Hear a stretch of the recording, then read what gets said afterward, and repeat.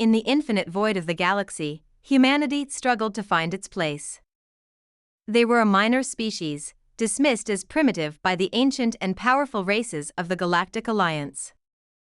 To the Zalvar, a proud and xenophobic species, humans were little more than insects crawling on the edge of existence. But one human dared to challenge that perception. Elara Quinn, a young diplomat from Earth, had risen through sheer determination. Her mission was bold, to represent humanity at the heart of a fragile negotiation with the Zalvar.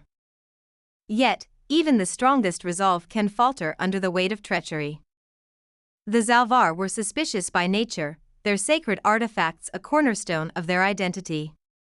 When one of their most revered relics was destroyed during the talks, it was more than an act of vandalism, it was a cultural assassination. All evidence pointed to Elara, evidence carefully planted by her envious rival, an alien diplomat desperate to sabotage humanity's progress. Despite her protests, Elara was found guilty. The sentence? Exile to Drakkor, a planet of legend and nightmares. Few dared to speak its name, for it was the domain of the Drakrith dragon's creatures whose power and intelligence had once shaken the galaxy. The journey to Drakkor was solitary and grim. Elara sat in the shuttle's cold interior, staring out at the endless stars. As the ship neared the forbidden planet, her resolve hardened. If this was to be her fate, she would face it head-on. The descent was a violent storm of fire and chaos. Drakkor's atmosphere resisted the shuttle, battering it with ferocious winds and electric storms. When the vessel finally crashed into the jagged terrain, Elara stumbled out, her body bruised but her spirit unbroken. Around her was a world of extremes. Rivers of lava carved glowing paths through obsidian cliffs, and volcanic plumes reached into skies churning with perpetual storms. The air was thick, humming with an energy she couldn't name. Drakkor was alive, and every inch of it promised death. Elara's first days were a struggle for survival. The land was merciless, offering little in the way of food or shelter. She scavenged what she could, fashioning crude tools and gathering meager rations. Each night, she huddled in the shadows of towering rocks, the distant roars of unseen predators echoing through the darkness. It was during one such night that she first saw him, Keltharax. The dragon emerged from the shadows like a living flame, his scales glinting with molten gold. His eyes, luminous and ancient, locked onto hers with an intensity that froze her in place.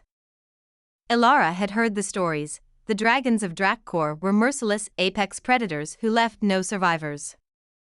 She expected death. She braced herself for the strike. But it never came. Keltharax lowered his head, his gaze unwavering.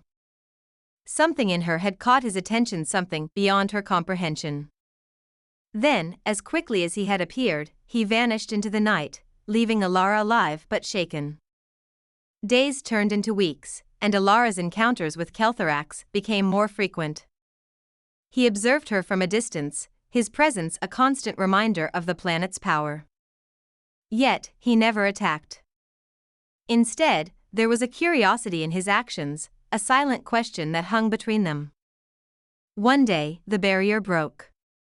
Keltharax spoke not with words, but through a voice in her mind. It was a sensation both alien and familiar, a language she shouldn't have understood yet somehow did. He was not a beast, but a being of immense intellect, his thoughts vast and complex.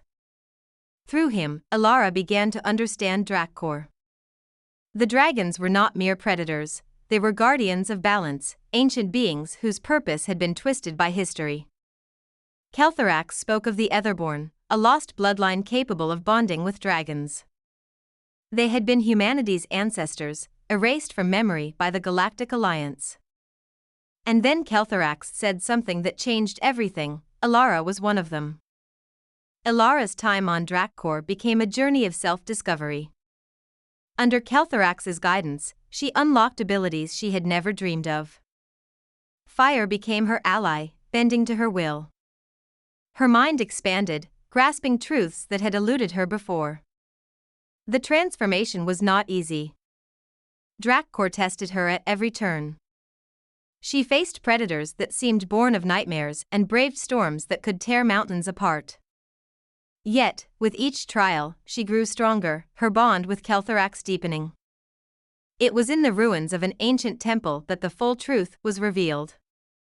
The Galactic Alliance, driven by fear, had conspired to eliminate the Etherborn and dragons.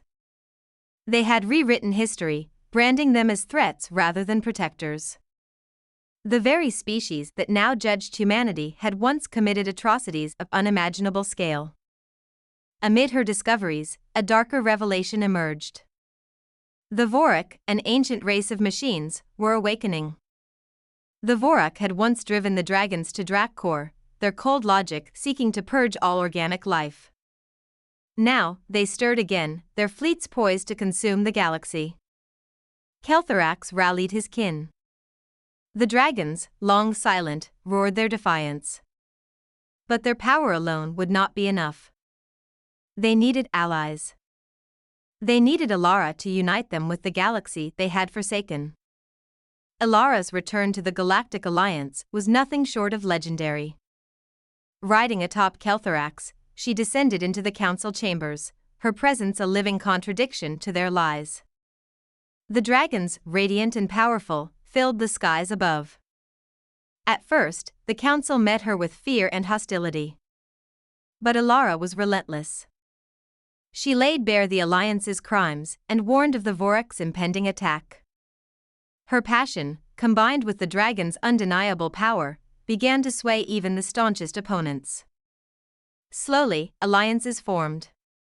Species that had once been divided by distrust came together, united by a common threat. The Vorak struck without mercy, their fleets blotting out the stars.